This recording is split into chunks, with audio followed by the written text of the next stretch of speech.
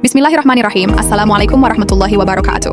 Sahabat cahaya pengetahuan, tahukah kamu kisah seorang profesor dunia asal Kanada sang ahli embriologi yang menulis buku teks kedokteran untuk mahasiswa di seluruh dunia?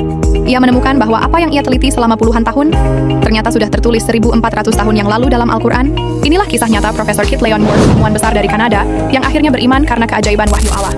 Tonton sampai selesai karena channel ini akan membahasnya.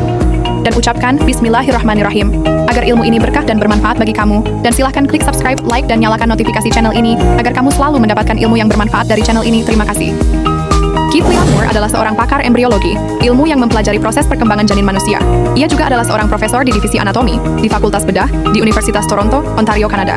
Moore adalah dekan asosiasi untuk ilmu kedokteran dasar di Fakultas Kedokteran Universitas dan menjadi ketua anatomi dari tahun 1976 hingga 1984. Dia adalah anggota pendiri American Association of Clinical Anatomists, AACA, dan menjadi presiden AACA antara tahun 1989 dan 1991. Ia adalah penulis buku medis terkenal yang berjudul The Developing Human, yang menjadi rujukan di seluruh fakultas kedokteran dunia.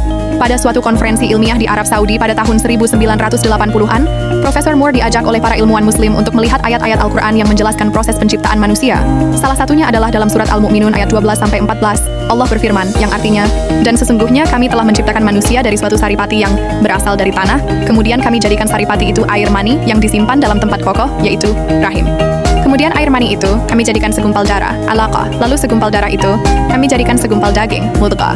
Dan segumpal daging itu kami jadikan tulang belulang. Lalu tulang belulang itu kami bungkus dengan daging.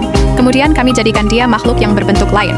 Maka Maha Suci Allah, pencipta yang paling baik." Sebagai seorang ilmuwan, Profesor Moore tertegun setelah mendengar ayat tersebut, karena istilah alaqah dalam bahasa Arab berarti segumpal darah atau sesuatu yang melekat di dinding rahim, dan itu tepat seperti bentuk embrio manusia pada minggu kedua dan ketiga kehamilan.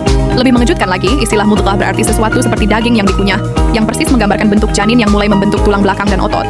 Padahal, semua ini tidak mungkin diketahui manusia pada abad ke-7, ketika mikroskop pun belum ditemukan. Profesor Moore berkata dalam salah satu pidatonya, sebagai berikut.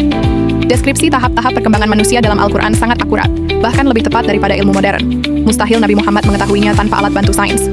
Ini bukti wahyu dari Tuhan. Sejak saat itu, Profesor Moore mulai mempelajari Islam secara mendalam. Ia kagum dengan bagaimana Al-Quran tidak hanya berbicara tentang iman, tapi juga tentang ilmu pengetahuan dengan ketepatan luar biasa. Ia kemudian menulis sebuah bab khusus dalam edisi revisi bukunya berjudul The Developing Human, Scientifically Explains the Quranic Verses, yang menjelaskan kesesuaian antara embriologi modern dan ayat-ayat Al-Quran. Bahkan di konferensi internasional di Dammam, ia menyatakan dengan jujur, jika ini yang tertulis dalam Al-Quran, maka ini pasti wahyu dari Tuhan. Dan tidak lama kemudian, Profesor Kit L. Moore menyatakan keislamannya, dengan keyakinan penuh bahwa ilmu dan wahyu tidak akan pernah bertentangan.